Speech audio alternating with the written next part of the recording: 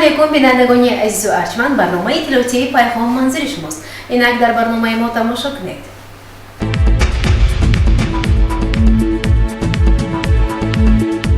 در شهر بوسونی پنجکند با مناسبت 35مین سالگرد استقلال دولتی جمهوری تاجیکستان بنیاد سدها انشاءات با مرام ادامه دارد.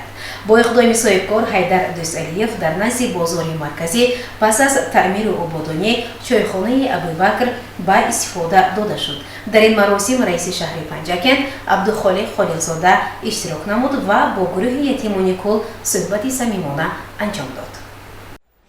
در دایره دستگیری‌های همیشگی رهبریت عالی دولت و حکومت مملکت، صاحبکاران وطنی در پیشرفت تاجیکستان صاحب استقلال و فراهم ساختن جای‌های نوی کاری سهمگذار هستند. با مقصد سزاوار استقبال گرفتن جشن بزرگ ملت 35 سالگی استقلال دولتی جمهوری تاجیکستان در شهر و دهات پنجکند بنیاد بیش از 1000 انشاءات تعیناتی گوناگون به نقشه گرفته شده است. یکی از انشاءات جشنی که به این مناسبت ساخته شده است چایخانه ابوبکر می باشد. در مرکز شهر پنجکند با سهمگذاری صاحبکاری جوان حیدر دوستعلیف با خرج بیش از 1 میلیون سومانی چایخانه ابوبکر فعالیت شروع نمود. اطلاع داده شد که آشخانه از 2 آشیانه عبارت بوده دارای 280 جای نشست می باشد. امروز در پرتو سیاست خردمندانه اساسگذار صلح و وحدت ملی پیشوای ملت پرزیدنت جمهوری تاجیکستان محترم امامعلی رحمان صاحبکاران وطنی دستگیری یافته ایستاده با آنها امتیازهای گوناگون داده می شود تا اقتصادات کشور پیش رفته تاجیکستان ما گلگل شکوفد. پنجکند که یک شهر تاریخی است، شهر باستانی است و سیاحان خارجی بیشتر از این شهر دیدن میکنند. سیاحان خارجی نیز از خوردن طعام‌های ملی تاریخ و تمدن ما را بهای مثبت داده از این شهر ما تأثیرات خوب گرفته می رود. ما مینه‌داری خود را به اساسگذار صلح و وحدت ملی پیشوای ملت پرزیدنت جمهوری تاجیکستان محترم امامعلی رحمان می‌رسانیم که ما صاحبکاران وطنی را دستگیری نموده ایستاده.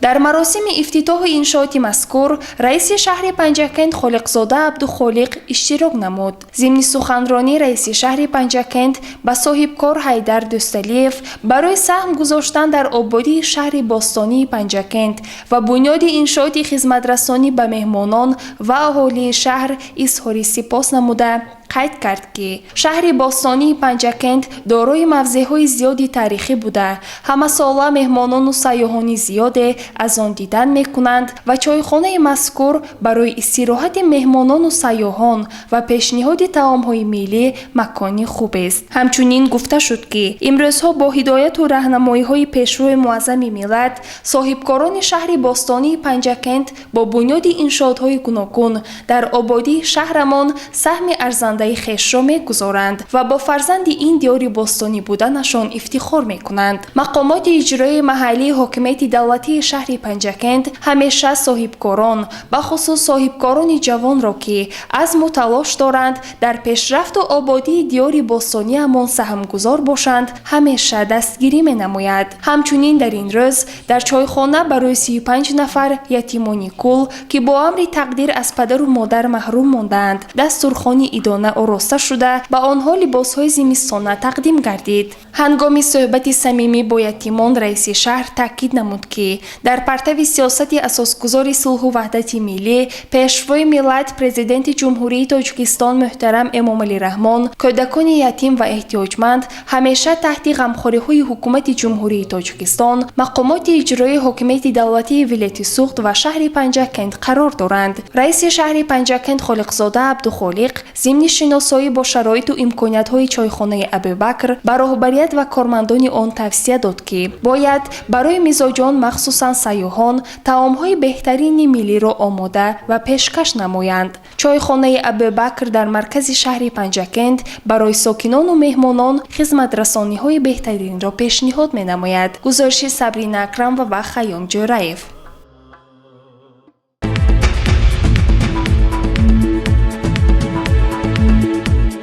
бо мақсади баланд бардоштани нақши бонувону духтарон дар рушди ҷомеа мулоқоти гурӯҳи кории кумитаи кор бо занон ва оилаи назди ҳукумати ҷумҳурии тоҷикистон бо фаъолзанони шаҳру деҳотии Панҷакент баргузор гардид. таваҷҷӯҳи хосаи асосгузории сулҳу ваҳдати миллӣ пешвои миллат президенти ҷумҳурии тоҷикистон муҳтарам Эмомалӣ Раҳмон ба мақоми зан дар ҷомеа ҷойи хосаро ташкил медиҳад. имрӯзҳо мо симои занро ҳам дар хона ҳамчун зан модар хоҳар мебинем ва ҳам дар сиёсат бонуи хираду донишманд зан соҳибкор сарвари муваффақ муаллиму табиб бинокору мураббӣ ҳамшираи шафқат ва ҳамчунин дар мақомоти ҳифзи ҳуқуқ мебинем ки ин мояи ифтихори миллати тоҷик аст. бонувони мо кӯшиш менамоянд ки дар кадом соҳае набошад содиқонаву софдилона ва поквиҷдонона меҳнат карда дар бунёди ҷомеаи демокративу ҳуқуқбунёд пойдории сулҳу амният ва тараққиёфтаи кишвари азизамон саҳми хешро гузоранд. дар партави сиёсати хиратмандонаи пешвои муаззими миллат муҳтарам Эмомалӣ Раҳмон дастуру супоришҳои раиси вилояти суғд Раҷаббой Аҳмадзода ва супоришҳои раиси шаҳри Панҷакент Абдухолиқ Холиқзода тибқи нақшаи корӣ бо фаъолзанон, бонувон, донишҷӯёну хонандагон, ҷавондухтарон мулоқоту вохӯриҳо оид ба рафти иҷрои барномаҳои давлатӣ дар бораи тарбия, интихоб ва ҷобаҷогузории кадрҳои роҳбарикунанда аз ҳисоби занону духтарони лаёқатманд барои солҳои 2023-2030 ва дар бораи стратегияи миллии фаъолгардонии нақши занон дар ҷумҳурии тоҷикистон барои солҳои 2021-2030 вохӯрӣ бо роҳбарон, фаъолзанон, омӯзгорон,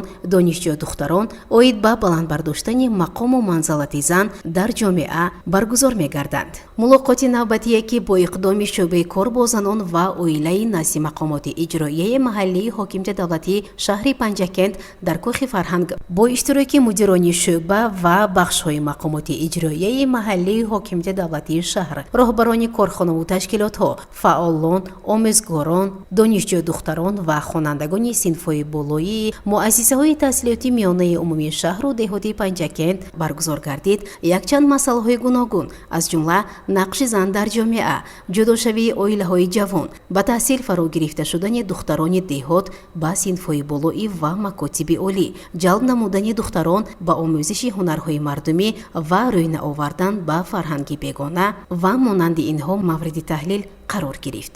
дар ҷамъомад муовини раиси кумитаи корбозанон ва оилаи назди ҳукумати ҷумҳурии тоҷикистон Умеда Абдуллозода, мутахассиси кумитаи корбозанон ва оилаи назди ҳукумати ҷумҳурии тоҷикистон Гулсара Ёрова ва мутахассиси пешбари раёсати корбозанон ва оилаи мақомоти иҷроияи ҳокимияти давлатии вилояти суғд Истанбону Расулова, муовини раиси шаҳри Панҷакент Парвина Нақибӣ иштирок ва суханронӣ карданд. зикр гардид ки пас аз ба даст овардани истиқлоли давлатӣ пешвои муаззими миллат муҳтарам Эмомалӣ Раҳмон ба таҳсил фаро гирифта шудани духтарони деҳот аҳамияти ҷиддӣ медиҳанд. барои дастгириву ҳавасмандгардонии онҳо барномаҳои гуногуни давлатӣ, озмунҳо, стипендияву квотаҳо муайян карда шуданд. барои бонувони хонанишин бо ҷои кор таъмин намудани онҳо, эҳё намудани ҳунарҳои мардумӣ ва дастӣ роҳбари давлат грантҳо ташкил карданд ки ин боиси хушбахтиву сарфарози ҳар як бонуи миллати тоҷик аст. роҳбари давлат муҳтарам Эмомалӣ Раҳмон дар баромадҳои хеш ҳамеша қайд мекунанд ки зан модар пеш аз ҳама чароғи хонадон, идомадиҳандаи насл, тарбияткунандаи фарзандон ва нигаҳдорандаи урфу одат, расму оин, таърих ва забони миллат аст. маҳз зан модар метавонад фарзанди худро ба роҳи рост ҳидоят кунаду аз пошхӯрии оила шомил шудан ба ҳизбу ҳаракатҳо эмин нигоҳ дорад. танҳо ӯ метавонад бо суханони модарӣ фарзандашро аз бероҳагӣ нигоҳ дорад. маърӯзачиён изҳори боварӣ намуданд ки чунин сиёсати пешгирифтаи пешвои муаззими миллат ва ҳукумати ҷумҳурии тоҷикистон занони тоҷик дар таҳкиму тақвияти давлатдорӣ, рушду нумӯии ватани азизамон, тарбияи насли солиму ояндасози миллат саҳмгузор мешаванд.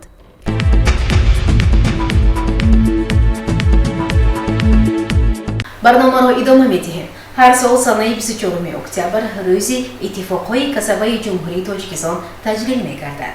ба ин муносибат дар беморхонаи марказии шаҳри Панҷакент чорабинӣ доир гардид. идомаи ин мавзӯъ дар гузориши хабарнигорони мо. در مجلسگاه بیمارخانه مرکزی شهر پنجکند به مناسبت روز اتفاقی کسبه چهاربینی دایر گردید. در این چهاربینی رئیس اتفاق کسبه بیمارخانه مرکزی یونوسف سلیمبوی، سردختور بیمارخانه مرکزی عبدالله و رعنا و دیگران اشتراک داشتند. در آغاز عبدالله و رعنا سخن نموده حاضرین را به این چهاربینی خوش آمدید گفت. سپس یونوسف سلیمبوی به سخن برآمده چنین ابراز عقیده نمود که اتفاقهای کسبه تاجیکستان راهی بزرگ تاریخی ترقیات را طی نموده من بعد نیز در گسترش اقتصادیات و حل و فصل مسئله‌های رشد اجتماعی کشورمان سهمی ارزنده می‌گذارند. اتفاقهای کسبی کارمندان تندرستی و حفظ اجتماعی جمهوری تاجیکستان همچون اتفاقی همعضو هنوز 7 سپتامبر سال 1990 در انجمن یکم خود اولین شده قرار پلنوم شورای اتفاقهای کسبی مملکت را عاید به تشکیل فدراسیون اتفاقهای کسبی تاجیکستان همچون اتحادیه اختیاری اتفاقهای کسبی جمهوری جانبداری نمود و نخستین اعضای برابر حقوق آن محسوب می‌یابد. حالا یکی از کلانترین تشکیلات‌های ساحه اتفاق کسبی تاجیکستان بوده، زیاده از 100,000 کارمندان مؤسسه تشکیلات کارخانه‌های وزارت تندرستی و حفظ اجتماعی اهالی جمهوری تاجیکستان و دیگر ساختارها را که به فعالیت طبی و سالمگردانی مشغولند، اینچنین دانشجویان تعلیمگاه‌های عالی و میانه ساحه را متحد می‌کند و همچون عضو حرکت اتفاق‌های کسبی تاجیکستان در جامعه موقع شایسته دارد. همزمان او قید نمود که به قانون جمهوری تاجیکستان درباره روزهای عید تحت رقم 1819 از 23 دکامبر سال 2021 تغییر و الوه ها وارد کرده شده است و همه ساله در کشورمان روز 24 اکتبر روز اتفاقهای کسبه تجلیل کرده می شود. در چهاربینی مذکور سابقه داران اتفاق کسبه که سالهای دراز در این ساحه فعالیت نمودند همزمان کارمندان و دیگران اشتراک داشتند. برای سهم نظر است در پیشرفت اتفاق کسبه یک قطار فعالان با سپاسنامه اتفاق کسبه ولایت و تحفه‌های خاطروی سرفراز گردیدند. سپس سردختور بیمارخانه مرکزی عبدالله و رعنا به سخن برآمده همه اشتراکچیان را با عید کسبی تبریک و مبارکباد نموده از دستاوردهای اتفاق کسبه سخن کرد. در فعالیت من بعد ایشان موفقیت آرزو نموده و از نام اتفاق کسبه شهر پنجکند به حاضرین سپاسنامه و تحفه‌های خاطروی تقدیم نمود. از جمله قید نمود که در راه نائل شدن به دستاوردها نقش همکاری مقامات اجرایی و حاکمیت دولتی شهر خیلی کلان است. گزارش مرتبه رحمان و خیام جورایف.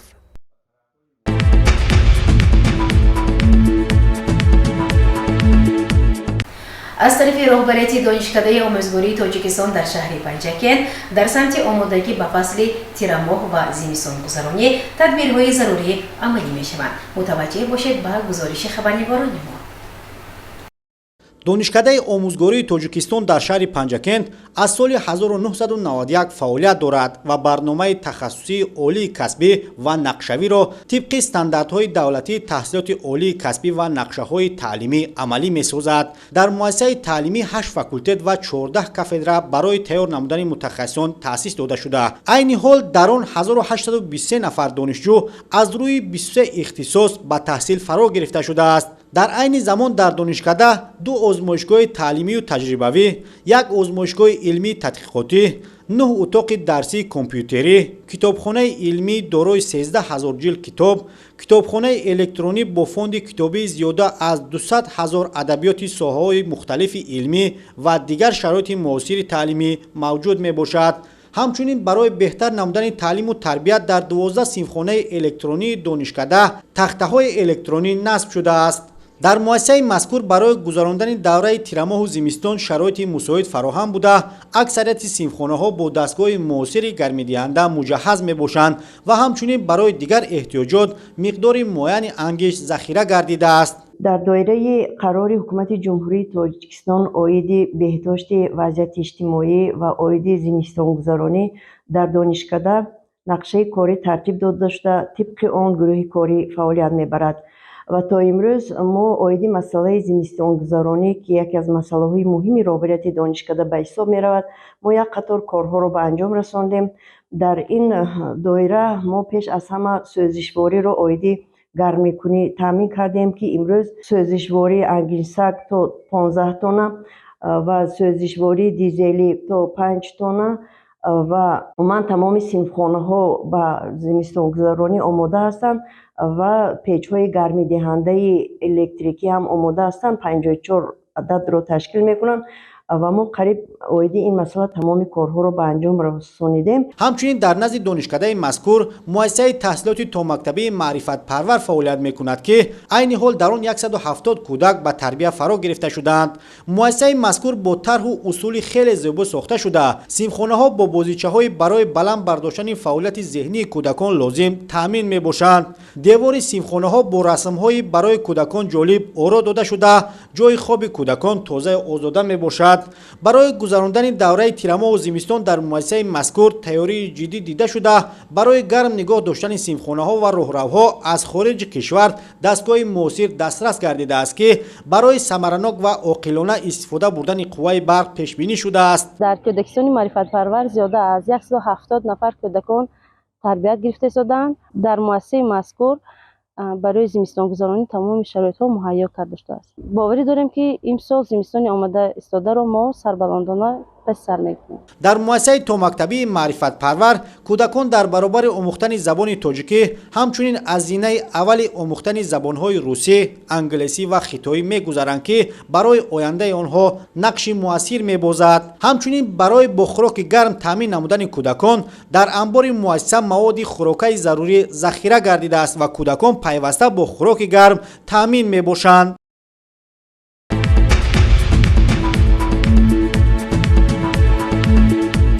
бинандагони гиромӣ, ҳоло бошад ба ду эълон таваҷҷӯҳ намоед.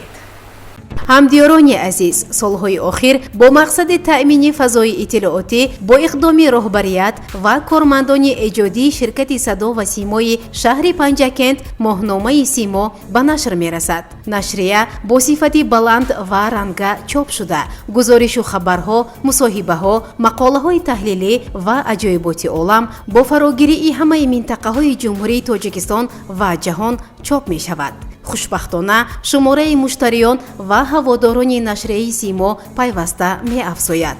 бинобар ин ба таваҷҷӯҳи сокинони шаҳру деҳотамон ва кишвари хуршедиамон мерасонем ки маъракаи обуна ба нашрияи Симо бо муваффақият идома дорад. обуна дар идораи ширкати садо ва Симо воқеъ дар шаҳри Панҷакент, хиёбони Рӯдакӣ, ошонаи сеюми кохи устод Лоиқ Шералӣ қабул карда мешавад. телефонҳо барои тамос 54105 ва 92 733 59 95. такрор мекунам 54105 ва 92 733 59 95.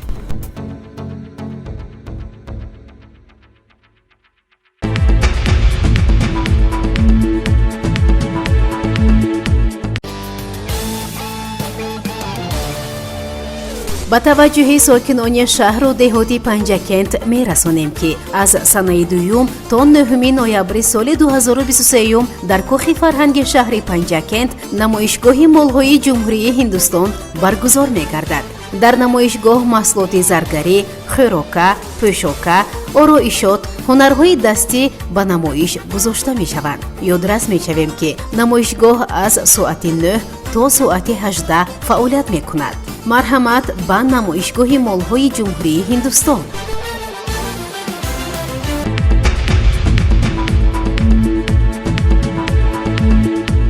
тамошобинони азизу арҷманд, дар ҳаминҷо барномаи иттилоотии пайғом ба поён мерасад. барои ҳар яке шумо саломатиро хоҳонем. хайр.